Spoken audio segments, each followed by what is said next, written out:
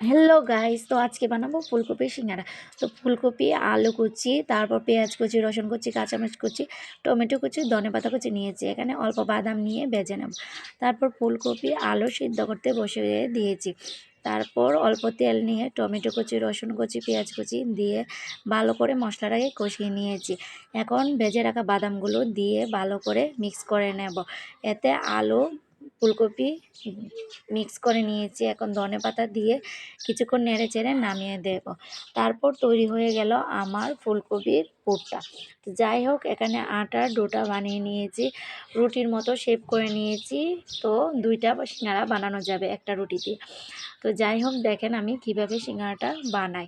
তো 2টা সাইড ভালো করে লাগিয়ে নিয়েছি। এখন আমার হাতের মাঝখানে নিয়ে 1 চামচ পুর দিয়ে দেব। তারপর সিঙ্গারার 2টা সাইড ভালো করে সেট করে নেব আমাদের সুবিধার জন্য। তো আমি আবার বানিয়ে দেখালাম। তো দেখেন কিভাবে 2টা মাথা সেট করে নিতে হবে। যাই হোক, আমার অনেকগুলো সিঙ্গারা হয়ে গিয়েছে। তো আমি এখন অল্প আছে সিঙ্গারাগুলো ভেজে নেব। তো এখানে দেখতে পাচ্ছেন আমি মাটির উনুনে রান্না করছি, কিন্তু মাটির উনুনে রান্না করলে সিঙ্গারাগুলো কম আছে ভাজা যাবে না। তো যাই হোক, আমি যতটুক পারি চেষ্টা করব যে মিডিয়াম আছে সিঙ্গারাগুলো ভাজার জন্য। দেখেন ব্রাউন কালার চলে আসছে। তো এই তো আমার সবগুলো সিঙ্গারা ভাজা হয়ে গেছে। তো আমি 2টা শুকনো লঙ্কা ভেজে নিয়েছি, সস এবং সালাদ সাথে নিয়েছি।